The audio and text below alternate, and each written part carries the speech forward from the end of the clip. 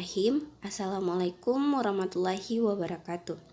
Nama saya Dwi Santika Bami, kelas PGMI 3C. Di sini saya akan menjelaskan pengembangan kurikulum SDMI. Nah, apa saja sih yang harus dibahas dalam mata kuliah pengembangan kurikulum SDMI?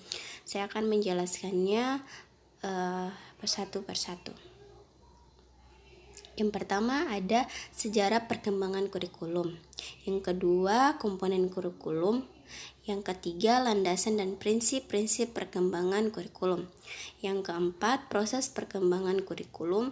Yang kelima, analisis kebutuhan dalam pengembangan kurikulum. Serta yang terakhir, model perkembangan kurikulum. Kita bahas dari yang pertama, sejarah perkembangan kurikulum.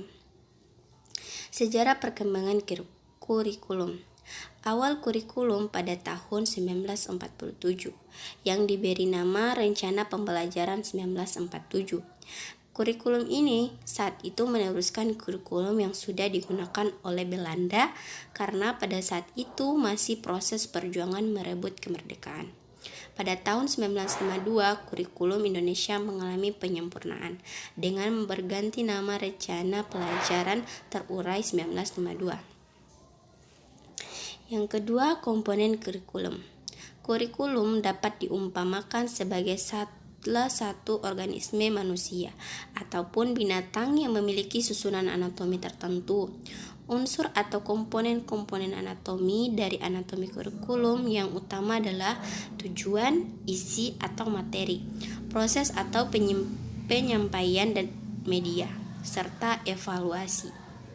Yang ketiga, landasan dan prinsip-prinsip pengembangan kurikulum. Landasan pengembangan kurikulum pendidikan dasar adalah suatu gagasan, suatu asumsi, atau prinsip yang menjadi sandaran atau titik tolak dalam mengembangkan kurikulum agar dapat berfungsi sesuai dengan tuntutan pada jenjang pendidikan dasar. Ada beberapa prinsip pengembangan kurikulum, yaitu prinsip umum, prinsip khusus. Yang keempat, proses perkembangan kurikulum.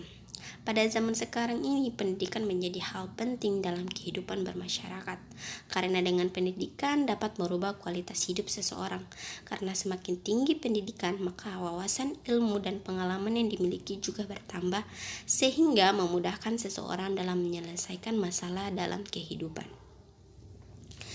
Yang kelima, analisis kebutuhan dalam perkembangan kurikulum.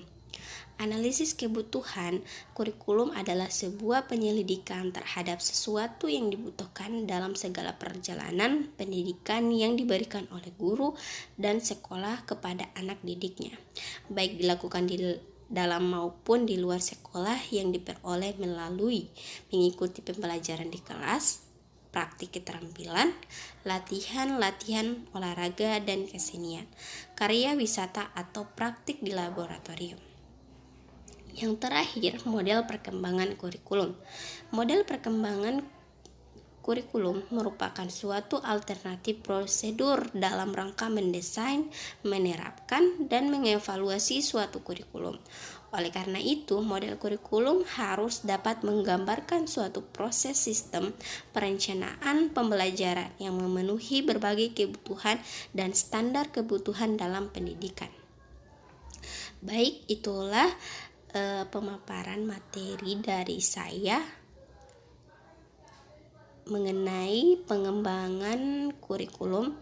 Lebih dan kurangnya saya mohon maaf. Billahi taufiq wal hidayah. Wassalamualaikum warahmatullahi wabarakatuh.